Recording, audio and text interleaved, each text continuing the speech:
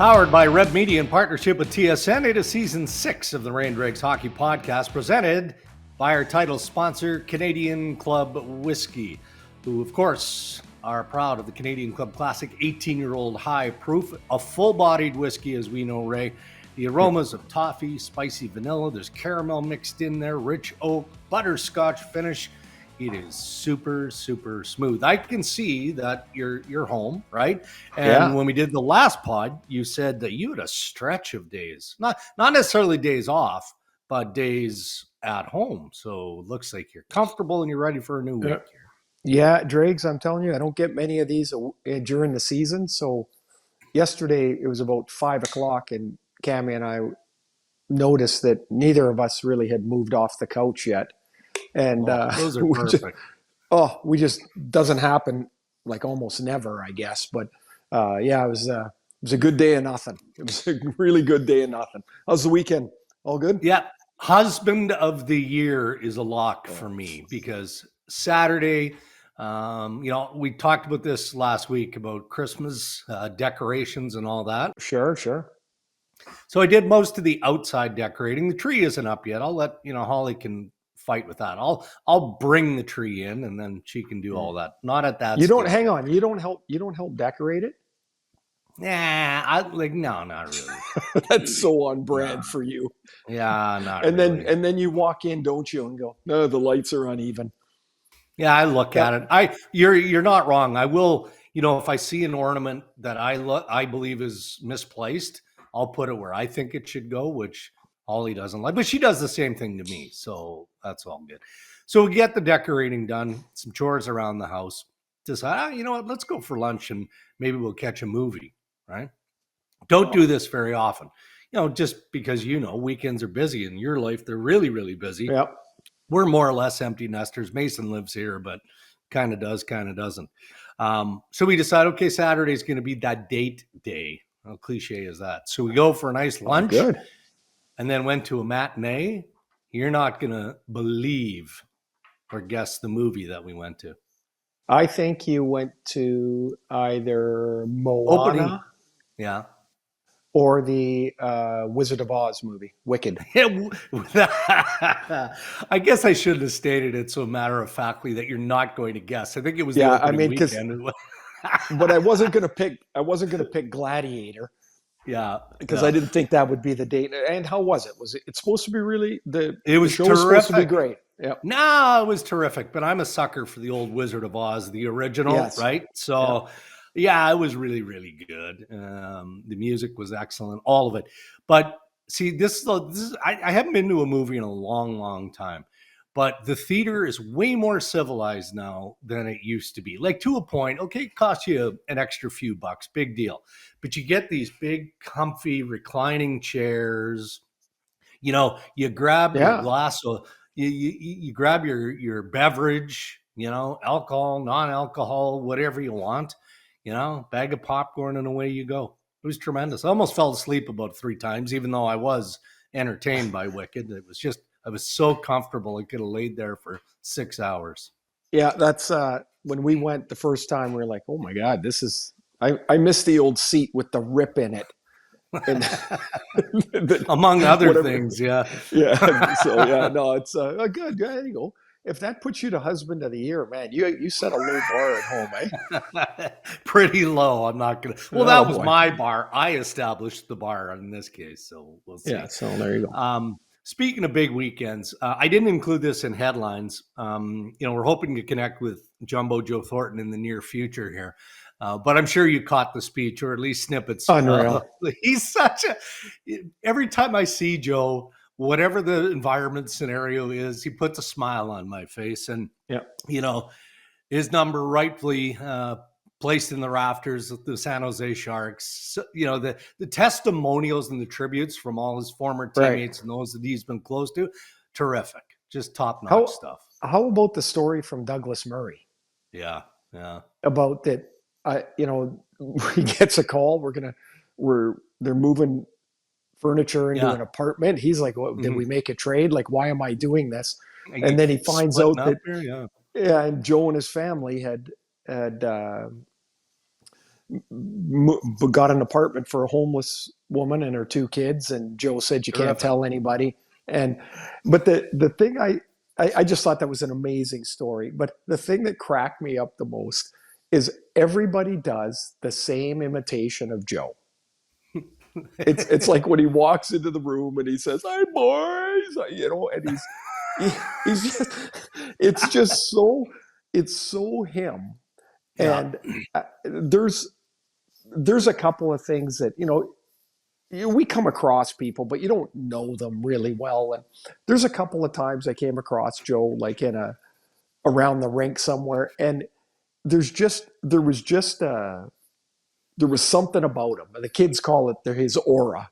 It was like, it was always good around him. And just think, at one point, the Boston Bruins thought that was a hell of a move to trade him. Bonkers. Yeah. Michael Connell, I believe, made that trade. Yeah. I hope Joe wears that hat when he goes into the Hall of Fame, because it looked phenomenal. There's not to get into the graphic details. I think it's true. You've heard the story. It was Joe, right? Who would take the doors off the bathroom stalls. Yes. Because he wanted to talk to the boys. Come on. I mean, just all right.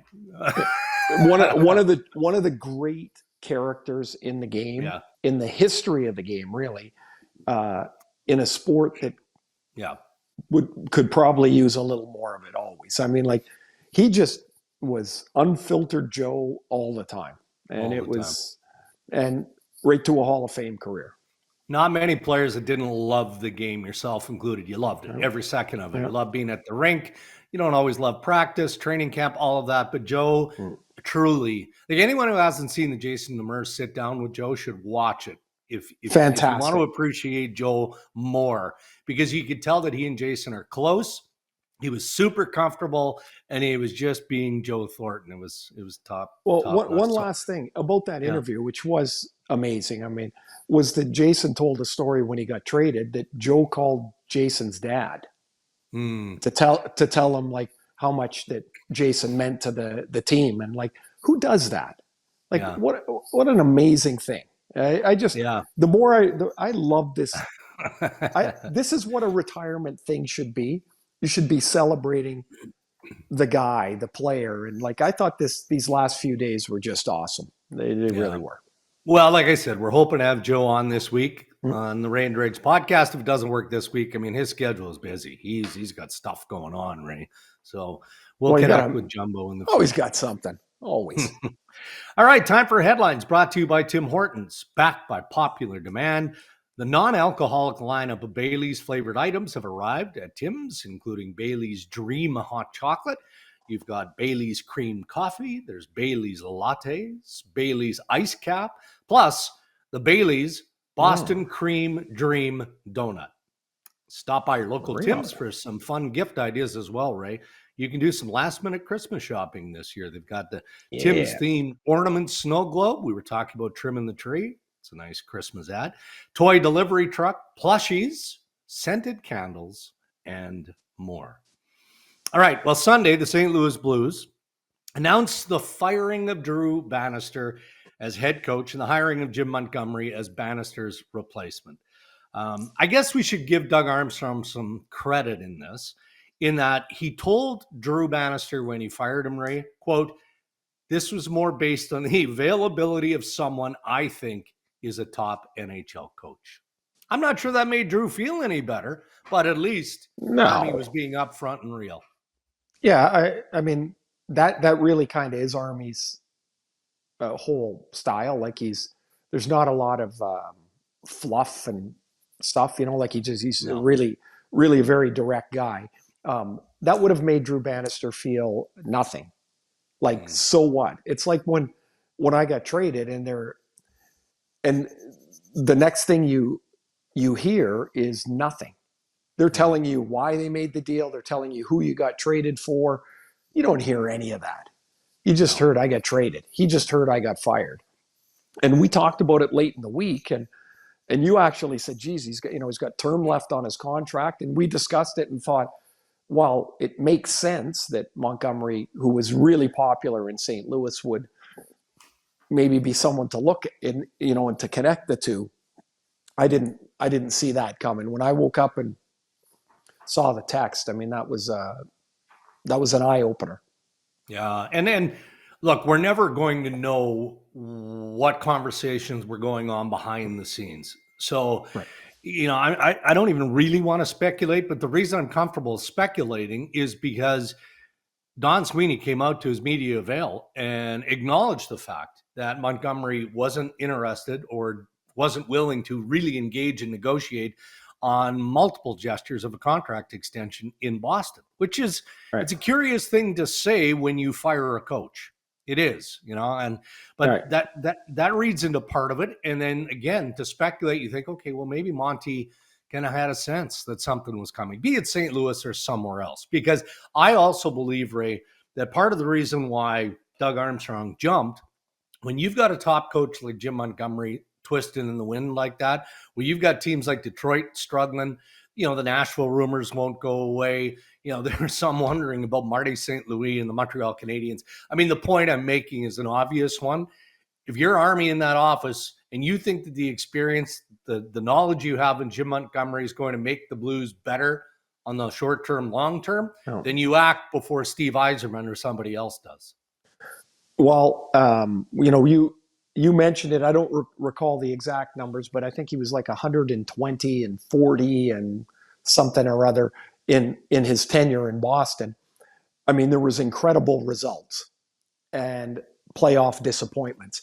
And that's coaching, right? Like that's playing. Yeah. There's lots of good teams that get kicked in the pants. And I don't think anybody felt that Jim was going to be out of a job for long. I think the surprise really was in 10 days that the deal was completed and swooped up and packaged up in St. Louis.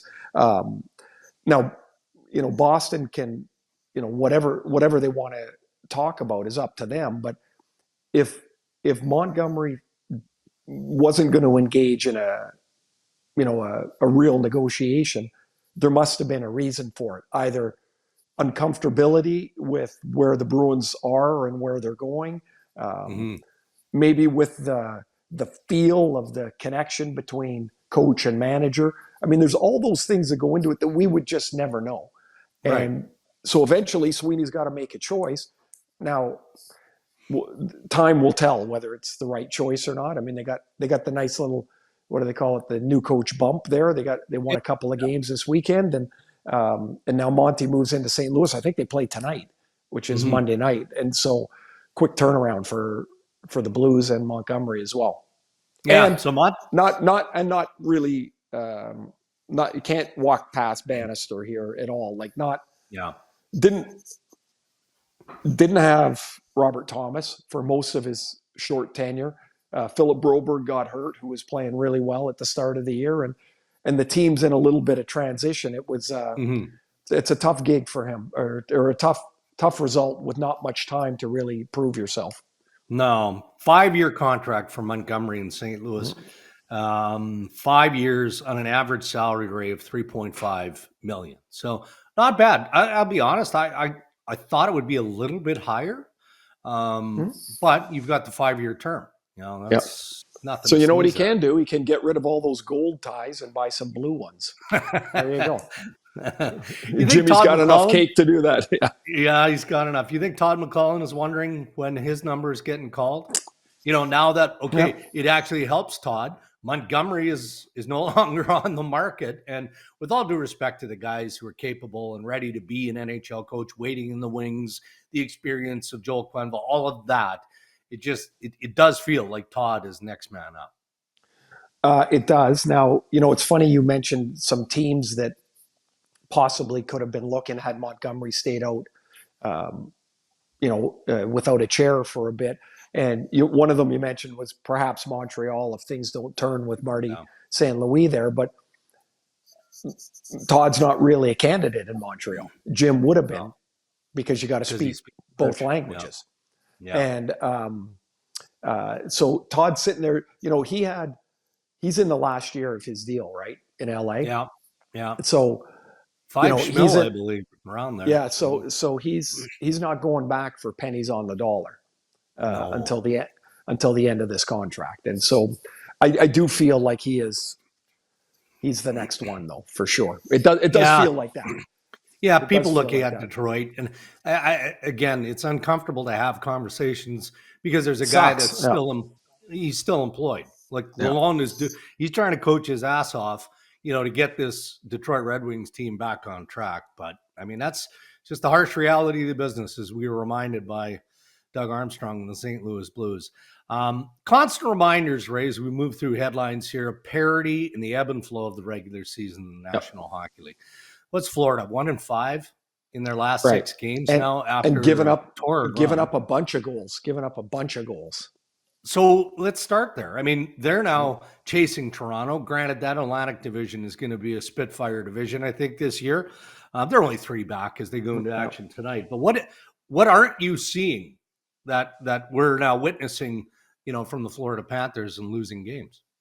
I did the game Thursday in Chicago. They had they'd given up 6 in Winnipeg, but 2 of them were empty netters, shorthanded at the end of the game. That was a 4-3 game. So those 2 goals I don't think about. They go into Chicago. They kind of sleepwalk around the first 15 minutes of that game. And then for about 30 minutes, should have scored half a dozen goals. Didn't. Mrazek was good. The Hawks hung on. They end up losing in Chicago. And so I guess I would say that you had a team that, probably came off how they were playing. I always use 5 or 10% because I don't think it's much. So they drop a step, not quite as sharp in goal. Yeah. Maybe a power play's not as crisp. It doesn't take much, and all of a sudden you got, you're 1-4 or 1-5 like they are. Yeah. I don't think you can look at that team and say that they're as solid as they were last year. I mean, last year their third pair was Ekman Larson and Kulikov. Yeah. And they miss Brandon Montour. But that's just the way it is. You're going to miss them. You're going to, Anthony Stolarz had a terrific year in Florida last year. Spencer Knight's, back in the fold, and he's been okay, been decent, but the Panthers are under 900 save percentage. Like there's a lot of little brush fiery things around there. Nothing really makes you go, oh my gosh, they're no good, but enough that they're just not where they need to be right now. Was the Chicago game where Emily interviewed Paul on the bench? Yeah. And I can't remember the first question, but you could tell he wasn't upset with a question. You could just tell that there was a slow burn that was developing based on how his team was playing. And then she followed it up, and his answer was, well, as soon as you get off the bench, I'm going to basically rip into these guys. And did he? Well, did he give them a bit of a blast? She was, so in Chicago, you come up through the dressing room and you take a step up onto the bench. Yeah. And so, they open the door and Emily scoots out, back, because the interview's over. And that door wasn't closed yet. And it wasn't as good as the FU, and FU2, which is, I think, one of Paul's Hall of Fame lose it moments. But it was close. Really? He was hot. And I think with this team, it's like, okay, you give them a little rope, right? Because they just won and it's a long year and blah, blah, blah. It's 2 weeks, whatever. But he'd had enough. And you don't even need to hear. But I was there, and I don't care who wins. I'm doing my thing and I'm watching. So I'm looking over there. And to me, it's profoundly funny. Because I've been on that bench when the coach is losing it and guys are breaking sticks, and all I'm doing is getting a drink of water and looking for the next highlight. You're right. So, but I got the front row seat. He was hot. That's tremendous. Well, another coach that's got to be getting warm is Travis Green. Based on what's going on with the Ottawa Senators. And anxious would be Steve Staios, the general manager in the management group in Ottawa as well. Tough one tonight against Calgary, Monday, as we record the podcast. So Greener is just doing everything. He's pushing buttons. He's shaking up lines. He's just trying to get some form of consistency and responsibility on a consistent basis. So Adam Gaudette expected to jump from the fourth line center hole to top line right wing with Brady Tkachuk and Tim Stützle. Hey, Gaudette's an effective player, right? There's history there with the Vancouver Canucks. Green trusts him, but that's message sending, I would believe. Well, I don't think you even have to look too hard at it. You're like, wait a minute, this guy came from the weeds and now he's playing on the top line.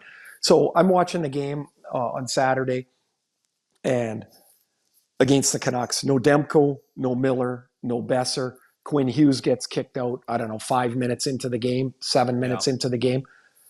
And before they scored the 2 late goals, it's 4-1. I look at a team that is the frustration is just bubbling out of those players. Yes, Travis is new, yet to them it does seem to be building upon themselves. I think the real pressure for Staios, is that you just hired the coach. This is not a St. Louis thing where they're going to hire somebody else. No. You might have to get into that roster. There's only so long you can wait for young players with potential before you go, oh my God, it's not getting any better. It's the same thing. The fighting at the end of the game, that stuff, that's old. It's like it's beyond, the energy needs to be in the first 55 minutes of the game. The focus needs to be there. Ullmark needs to be way better. In goal. Yeah. And I thought Ullmark had the chance to be the most significant addition in the offseason. And they've basically given them what they've had in the past, and it's average goaltending. And here they are looking up at the division again. And I do think there's this feeling out period for a new coach with a team like this, where you're trying to be supportive and you're trying to,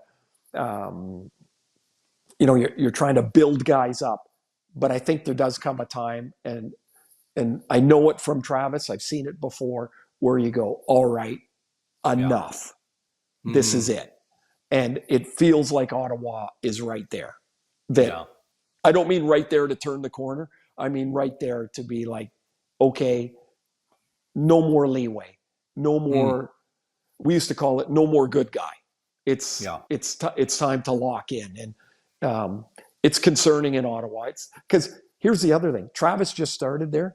The fans that have been following that team for the last decade, they don't care that Travis just got there. They're like, enough. Yeah. And you can't blame them.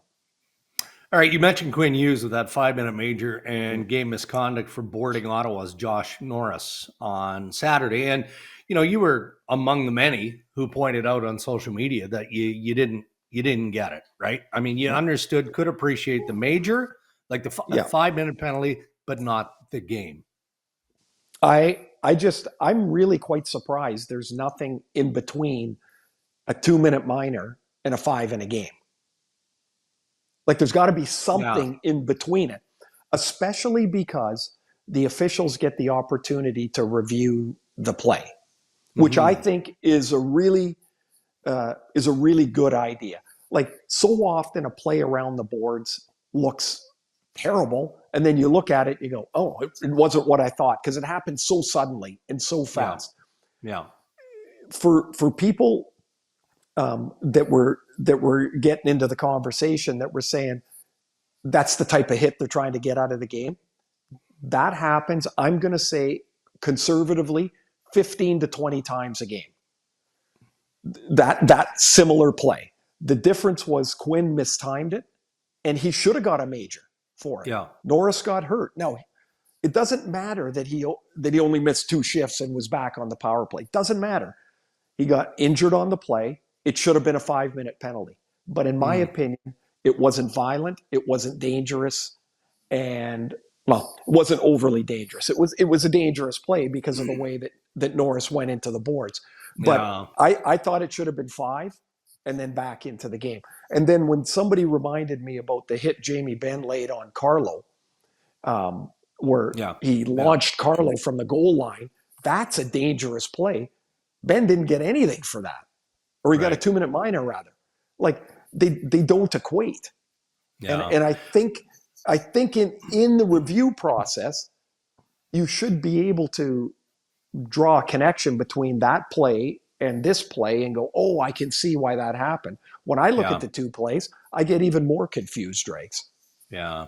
The automatic game, though, I think it applies to the injury, correct? Like if there's a head or a facial cut injury, then I don't think the officials have it's not discretionary. If it's a major and there's a facial or a head cut, yeah.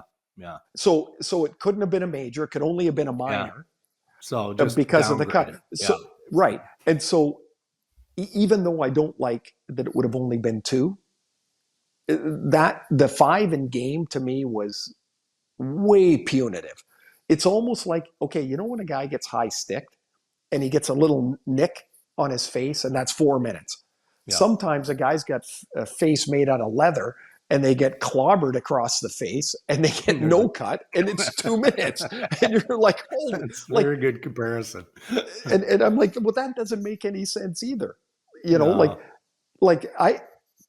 there's some guys, they're just the way they're built. Like they skate in a fast breeze and they get a nick.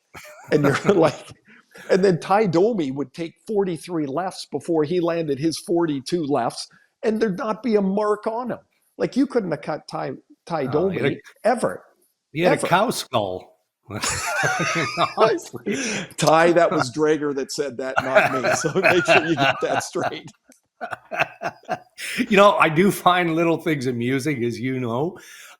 Whoever clipped the video of Ellen Hughes watching the game, I don't know if you saw funny. It. Yeah, where she's like, her hands are, and she's watching it on video, and obviously she's seeing the same video replays that you and I are seeing. She's like, "What is going on here?" I do laugh though. Mom. I do laugh at the Hugheses though. Like, so when they clipped her, she was at the Jersey game on the mom strip. Yeah. You know, it's not like she was, you know, hanging around the midget AA game, right? She's at another NHL game watching her 2 other sons play, and now she's pissed at because now Quinn's got Quinn gets kicked out. So it's a funny existence for them. Amazing, actually. All right, we have just enough time here in headlines.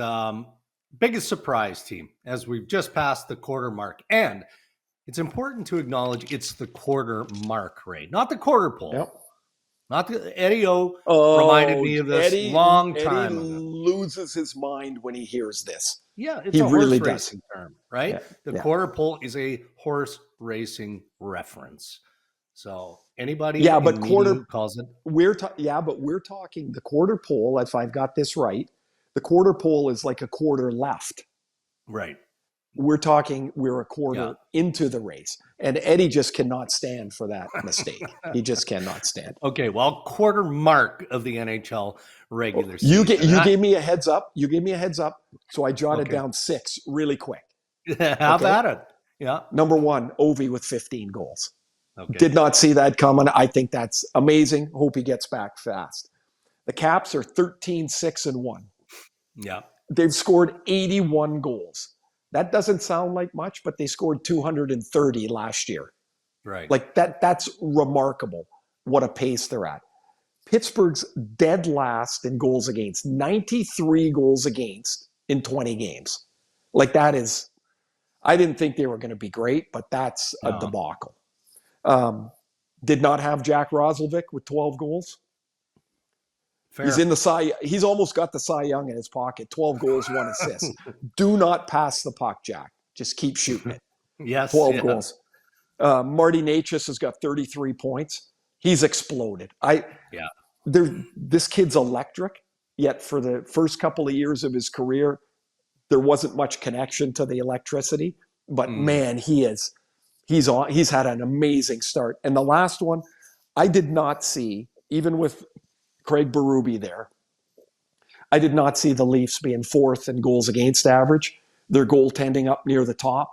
I just did not see that. And both Joe Woll and Anthony Stolars have given them beyond steady goaltending. And I just didn't see that. So there's 6 quick ones for me. I like it. I'll be brief, and I'm just going to focus on a team. I did not have the Calgary Flames as being Good point. a top 10 team in the National Hockey League. Did not see that coming at all. And, for a variety of reasons, it doesn't really matter. But, you start in goaltending with Dustin Wolf and Vladar. And, okay, you can see the long-term upside of a Dustin Wolf. Was he ready to translate the American League goaltending game into what we're seeing in the National Hockey League? Yeah. So far, so good. And then you go through the rest of the reasoning behind the Calgary Flames. I like when we're surprised in a positive way, right? It's right. More fun to talk about teams doing well than to take them through the carcass, right? I got an interesting thought when you said Dustin Wolf. He's a 7th round draft pick. Yeah. Right? Yeah. How many times does a skater out of the 7th round play in the NHL? Like almost none. Yeah. Like it's really, really tiny. Yet goaltending, everybody seems to be in this worldwide quest to find it. Yeah. When you get into the 7th round, if you're close, why wouldn't you take a goalie? They're always late developing. They're rarely so amazing and so much of a standout that you have to take them early. So why not take one late? Yeah. And develop him, and maybe, because you don't hit it with a skater, maybe you hit a Dustin Wolf, who was a little tiny guy who's still not very big, but man, what a great start he's had. Those are your headlines. Thank you to our good friends at Tim Hortons. Your favorite festive duo is back at Tim's. Try our new non-alcoholic Bailey's Dream Hot Chocolate. Enjoy our newly improved Bailey's Cream Coffee or the full lineup. Rediscover the classics you crave with a touch of holiday magic and non-alcoholic Bailey's at Tim's. Time for Ask R&D Anything, brought to you by Aecon. With over 150 years in the construction industry, Aecon has spearheaded some of the most notable projects across the country, from the iconic CN Tower, the Gardiner Expressway. What about St. John's Seaway and the Expo Biosphere in 1967? Aecon, one of Canada's original leaders in heavy industrial contracting, operating across North America, leading the way, building what matters to enable future generations to thrive. And there he is, Ryan Rishaug, TSN. Come on, fellas. The Got Scratch Your Back podcast. Got it all. Close enough. That's close enough. Pleasure to see you, Ryan. Pleasure to see you. Yeah, you too. I have to say, generally you're kind of intimidating because I know you're my boss, but today you're sitting in kind of a boss's style chair. It's like a big chair. It's a power chair. And I feel like you're looking down at the camera, like you're in a power pose today. It's intimidating. A little bit intimidating. Good. This just so the listeners know, Ryan came in hot today. He decided that he was going to Bigfoot all of us. And it really didn't go very well. And so we're thrilled that he's back and that Randine gave him a little back rub and said, "Okay, honey, you can do this." And he's back. I like it. It hasn't been He also sent a couple of texts specifically about you, Ray, before the podcast, but I'll talk to you about that. That is not true, Ray. Thanks, Dregs. We'll talk later. That side text we have. Yeah, the side one we have. Just quickly from... What's that, Ray? Go ahead, Ryan. No, go ahead. We'll talk on our side text later. Oh, great. Yeah, as much as I'd love to continue the on-air bludgeoning here. And you guys know this, but from Wikipedia, the quarter pole, it's a red and white striped flag, actually, that signals to horse racers that the finish line is a quarter of a mile away. So it's a red and white striped flag. Not sure if everybody actually knew that. No, I like that. Eddie O appreciates that. He does. Guaranteed. The other one, too, and most of the hockey world is guilty of it, if I may, the idea that a player leaves his feet, that's physically impossible. A player's feet leave the ice. Like, that's the whole hockey world is bit hard on that one, fellas. We're all in on a player leaving his feet. That is not possible. If somebody leaves their feet, I think it should be a major. Oh, it's a major, all right. It's a major. That explains your short Western Hockey League career. You left your feet in Game 4. I had no feet. My feet didn't move. A bit of an international flavor to Ask Ray and Dregs today. I have to get Warhawk in. And this isn't really a question, but 3 weeks in a row, Warhawk has just sent us a note that says, "Nice. Hello from Sweden." So we have gotten 3 hellos in a row from Warhawk. So we know that Warhawk is listening from Sweden. Yes. Say hello back. And then Andrew Warhawk, Saunders. but I got to say, Warhawk, I love going to Sweden. It's an amazing place. Beautiful. It's beautiful been all over that country for hockey, of course, but I just love it there. They got a lot of good things going there. And TSN has yet to I gotta send me jump there. in. I gotta jump in on Warhawk. He's on almost every lot. He's on every live. Not only if he misses the live stream, then he puts it in the comments. But he's usually the first commenter on every pod stream. When we stream the pod, hello from Sweden, and I always give him a big hi Warhawk back as it's going. Well, okay, so he's Warhawk, always there. Warhawk, when you text in, want to know what part of Sweden you're in, because you could be way in the north, which is cold, or you could be down by Gothenburg. So Warhawk is worthy of some Ray and Dregs swag. So we have to get the administration working on that. Yeah. Yep, sounds good. Who's paying postage? Anyway, Andrew Saunders. It won't be you.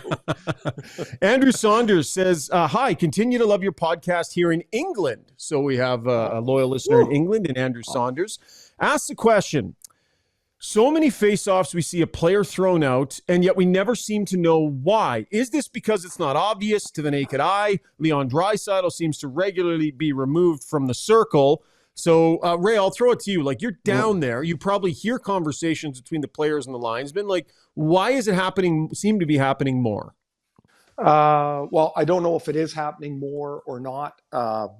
It was always frustrating because the difference, as a centerman, the difference of getting kicked out or being allowed to stay, sometimes you're like, but I just did this 6 times in a row. What am I getting kicked out now for? Most often it's either foot position, so your feet are set, and the player tries to jump the draw, so you're looking at the official's hand, and literally when you see his fingers twitch, that's when you start. And so everything's just like a timing guess. And if you come and smash the other guy's stick out of the way like Leon does, because he's trying to time that, and then he gets that bow door through there, you don't have a chance. Like if he comes through and he times it right, no chance. So sometimes he gets in a little early, and it's so obvious to the official that, oh my God, he was cheating more than usual, so he's got to go. Because everybody's trying to cheat the draw. You're trying to time it, cheat it, whatever you want to call it. Moving on. Dregs, maybe you can take this one to start. Luke in Cochrane is asking, how does it work when a general manager decides to fire a coach mid-season? Obviously, he has to start talking to other coaches before he does this, and those coaches know that a colleague is likely about to be fired. What if it's a friend? Feels like one of the tougher parts of the job. Is there a right way to handle it? Love the show. That's from Luke in Cochrane. Yeah, I mean, there's always relationships, whether they're friendly or otherwise. I mean, I think of Paul Maurice and Jimmy Rutherford and how many times those guys connected with the Carolina Hurricanes.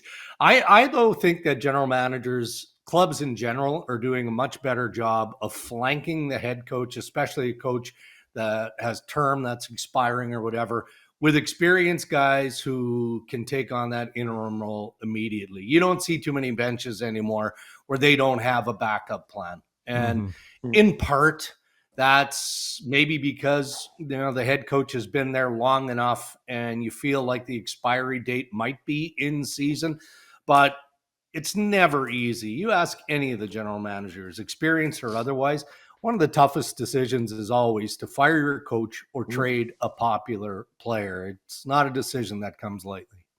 I do know that every manager that I've talked to, they keep a kind of a tab or I'll call it a book, but I don't think anybody keeps a book anymore of coaches and where they sit and where they're coaching now, what their contract status might be.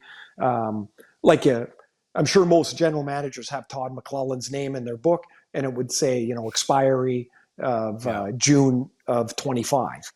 And they would know what his contract status is. So if they were starting to look, they would talk to people in the order that they're available. But they would have that. And in that book as well is also young coaches that are coming along that have caught somebody's eye, and they're in the mix somewhere too.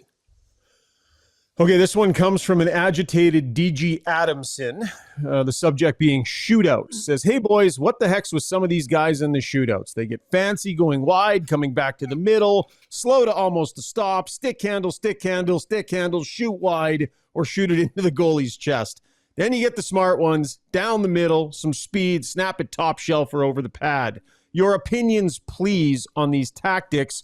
Oh yeah, and how's the knee, Ray? Is it true what people I talk to say that you can't kneel on it? Sorry if that got a little weird, but it's in the question. I don't kneel on it. My knee's fine. I play golf 50 times a year. I work out. I do squats. Yeah, it's fine. I don't kneel on it. Huh. I know. Yeah, I guess I don't. I don't know who this guy is, but yeah, good intel. Clearly, whoever gave it to you. He knows some people in your sphere, apparently. Yeah, apparently. Kind of baffled me now. What the hell was the question again? Well, just about the shootouts, Ray. Like, there it is. Do you prefer when guys keep it a little more simple? Like, what do you think? Yeah, okay. So if I were doing a shootout, I would be down the middle, like he talks about. I know things are different than when I played, but I had a few breakaways, I guess. So I would go down and I'd always have the puck on my forehand. If you have it in front of you, the goalie knows you're going to deke because you can't shoot it when the puck's in front of you. So I'd have it on my forehand. I'd shoot it either over the pad, but I'd also be in position to deke to my backhand and go up glove, 5-hole, or around his foot, or on the odd chance it's like one fake. And if the goalie locks his feet, I could go to my forehand and around him that way. To me, that's 5 options, right? You come out wide. First of all, I don't really know what the benefit of that is. The goalie's not going to lose his angle. He gets 8 seconds to figure his angle out. He's a pro goalie, not a bantam goalie. And you're now going to be able to shoot it back or go to your backhand. Or I guess go through it. I guess there are options there too, but why would you come off the angle when you could have the full net in front of you? That would be my choice. I just hope everybody scores in a shootout because the shortest shootouts are the best shootouts. Yeah, it's ridiculous. I agree. Okay, and finally, this last one, I saw this question and I went, oh, I really want to know the answer to this because it'll either be obvious or maybe there'll be a surprise in here. Will Minen from Minnesota says, hey guys, Will from Minnesota here. I got a question. What would you rather win? A Stanley Cup, a gold medal, or a Masters? So if at the end of your days, Ray, you could reflect back on a comp, so immediately, hey? Oh, are you kidding me? Are you kidding me? That would, it's you. You're responsible for all of it. Mm-hmm. I think that would be amazing. Damn, this is really good because then you couldn't share it with anyone, your caddy and your family. But, put it this way. I don't know that you could have anything more significant than winning a Stanley Cup, and in our game, even more than an Olympic gold, because you have gone through the mud for months and months and months, probably years, with a majority of the guys on this team, and you have had the highs and the lows. The Olympics is a 2-week tournament. I mean, I think that they'd all be amazing, but of course I never got to win one, so I always had dreams of it. I would go the individual sport as well. I'd start with the Masters. That seems obvious. But Olympic gold, what are we talking here? Like maybe let's say hockey. No, you didn't say that. You just said gold. So I think you guys could visualize me in the men's 100. Like just scampering in my kind of Usain Bolt fashion. Like those guys make. I have firsthand knowledge how fast you are from. I'm stunned. I'm stunned. I've been chased by him. I've been chased by him down a street in Raleigh, North Carolina, and he caught me. Not fast. I'm quick. Okay. So when he was chasing you, just for context, what time was it? Oh, it was, About we 10 were o'clock? into one. It was 11:30, wasn't it? I recall it being a little, something like anyway. that. Hey, by the way, I think we can just go past what you got rapid fire nonsense, because No. there is something I want to address as quickly as we can. This isn't gonna Ryan be good for sent me. me he forwarded an email. I think it was off our website, was it? From somebody, Ray, who doesn't appreciate our banter. He likes the hockey talk person. I don't know if it's a he. Likes the hockey talk, but is annoyed by our opening segment where we talk about today. We talked about me winning Husband of the Year, going to Wicked. Recently was annoyed by our conversation and the chuckles that we had over goat yoga. Loves the hockey commentary, loves your opinion, loves your analysis, but sternly suggested that we keep it in the rink. He ripped us hard. I've got it here. Well, here would be my my response to that, I guess. Buzz off. Yeah. Well, I was going to say too fucking bad, but I wouldn't say that. The other thing I would say would be, if you knew how much actual serious discussion the three of us have had over the last 20 years as combined to absolute nonsense, you would realize that 3-minute portion is a microcosm of our existence. Yeah, absolutely. Right? Like, that's it. There's more nonsense than actual stuff. Yeah. Well, it's fun. That's why we do it. In the email, he came at us at the goat yoga. He said, I immediately turned off the podcast. The same can be said about your segment with Rushade, which I think is me, but he spelled it Rushade. Total waste of time. You guys are better than that. I could care about your wife and kids and what they're like. This guy was grumpy. Yeah, he grumpy. Was mad. So, yeah, but listen, we want to keep our listeners happy. So we'll end with this, a real serious note here, just to keep this one particular listener happy. Dregs, who is your favorite character in The Wizard of Oz? Would you say? Who do you identify with? Oh, geez. I don't even remember the names. You just went to the Cowardly Lion. I know. The Tin Man. Ariana Grande was excellent. There you go. Yeah. You got to know the characters. I kind of, it just stumped me. I had to think about it there for a second. The Wicked Witch of the West was also tremendous, but I can't remember the actual name. Important for us to end on a serious note to keep everybody happy. That was Ask Ray and Dregs Anything, brought to you by our friends at Acon. And by the way, they're always hiring. So if you are looking for work or know somebody who is, acon.com, and you click Join Our Team, and you can see the long list of availabilities they have across the country. Excellent stuff. Thank you to Ryan Rashad. Bye, Ryan. Bye, Rashad. Weekly basis here, Rashad. See you, Shader.